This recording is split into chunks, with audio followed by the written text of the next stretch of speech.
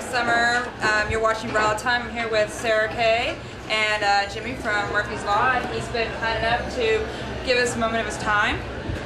So do you want to start with the first question? Okay, sure. So you were saying you're an independent punk rock band and you don't have a record label, you or don't want to anything. release anything. We do our stuff on our own. You've been on compilations and stuff there recently, yeah, we right? do independent punk, tour? like independent labels and for kids like kids stuff. We help other labels out. But as far as like signing to a big label, or anything like that. So you just don't. Is there a reason why you don't want to do it, or you just? I'm sure you have. You get ripped off. Yeah.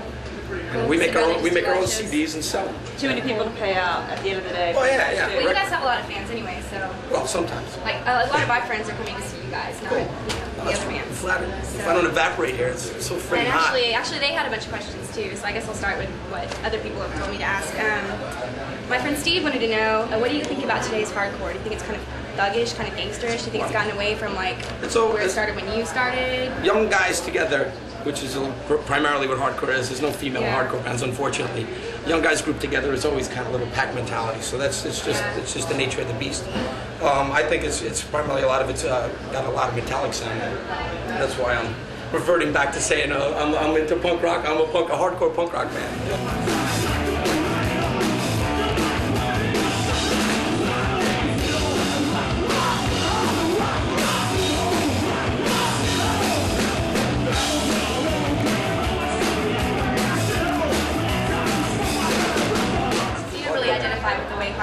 I don't identify with any specific form of music except for rock and roll, and that's why I think it's cool that we got on this thing. I meant to say, do you like it? No, I like identify as a background. I like all forms of music and anyone that struggles to make music because it's a hard thing. Even if it sucks, it's good because the effort is what matters. You know? All right. Is there anybody maybe that people should be looking out for now, like maybe newer bands that nobody's heard of? We were just with some friends of ours in Japan. This band Stab for Reason, which is a band very similar to the Bad Brains, early Bad Brains, and I like them a lot. Otherwise, there's so many freaking bands. Murderers Row, there's a band that we like. That's our favorite band right now, Murderers Row.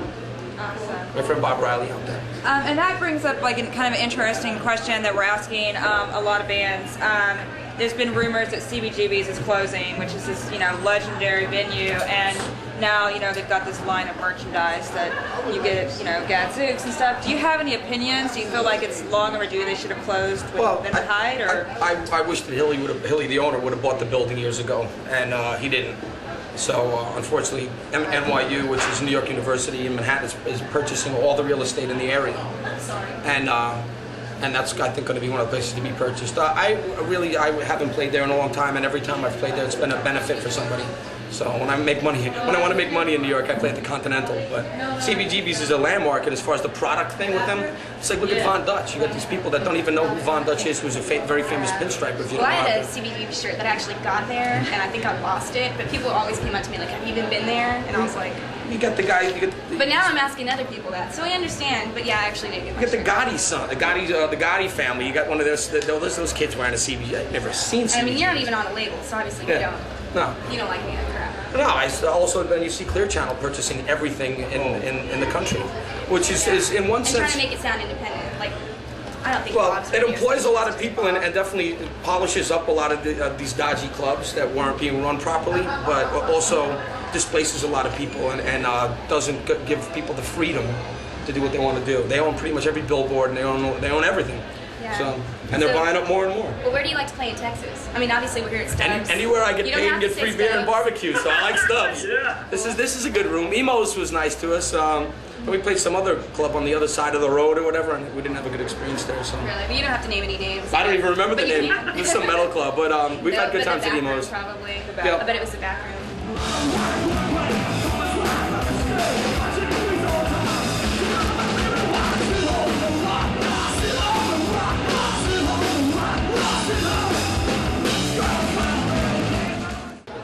Robert Horton Heat, Super Suckers thing come up. Well, one thing we do have is an agent, and that's who gets us our shows and stops us from getting ripped off. That's the only element in music I think musicians really need is an agent and really someone to represent them legally so they don't get ripped off.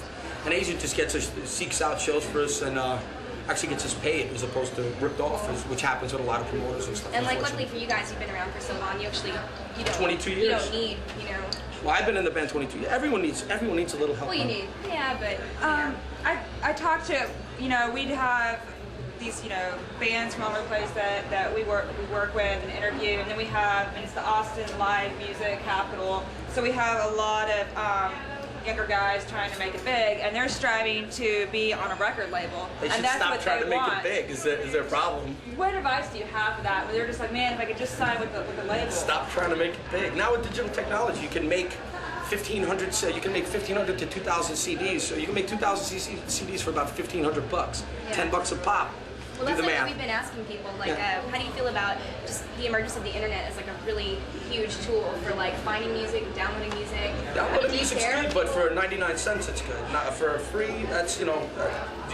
I mean, do you feel like it gets more people to your shows? Do you think it No, has I don't think purpose, it does at or- all. I think our website might help and help keep in touch with people. But I think as far as downloading is concerned, a lot of these kids that bitch about having to pay to download a song. Come to my house and clean my house for free or pay my Feed rent for me, me. yeah. This is Yeah. what I do for a living, and it's a very That's hard like living. how I am when I go see friends' bands, even here in Austin. I want to pay because Well, I know they're not doing it. They spend all this time writing their songs and practicing. I'm not. We're not making they don't much on owe this me tour. anything, Bands mostly just break free even. beer. You're doing what you love. Yeah, well, not this tour is it's a lot of work for me because it's a lot of time. These people half of them aren't my fans, and they don't even care about us. And it's just like a lot of people. I got guys with cowboy hats going through, going, "That was great. Never heard you guys before."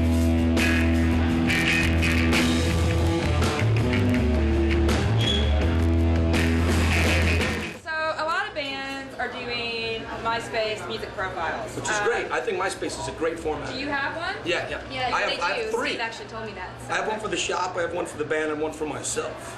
That's awesome. Now, is that something, do you actually go and check it? I mean, I know that you're Yeah. busy, but do you actually get to interact with bands Love and it, stuff? love it. Yeah, it's a great way to So meet if we add you, Great way to meet you'll girls. remember us.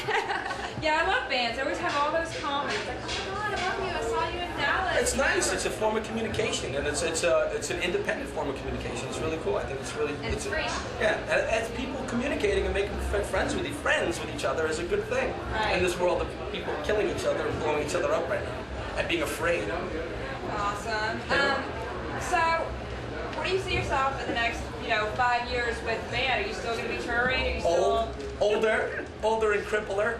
I don't know. I can't see myself ever stopping making music, but with the tattoo industry now that I'm in, and I want to try to get into. I used to build motorcycles. I want to start building bikes again, and combine it all together. Cool. Any bands you want to tour with or you want to work with in the future? I'd like to go. We've been trying to do it. I'd like to do a tour with Agnostic Front, sing with all Murphy's on Madball, which would just. Oh my God, that'd be would awesome. fuck. Now say it again. Fuck shit up. There I said. That'd be It'd awesome. be great. It'd be because it's never been done, and we all grew up together, and a lot of our bands helped a lot of other bands help the hardcore scene become the hardcore scene. Right. So I think it'd be an awesome thing if all those bands toured together. One big hurrah, one last hurrah for hardcore. I think. Cool. The last hurrah, maybe it'd start. I think it would help boost it into another level. Yeah, oh my God, it'd be an amazing show. All right, well, I don't want to take too much of your time up, but thank We you. probably need another Thank band. you. You're watching rAwTiMe. Thanks again. Thank you, ladies.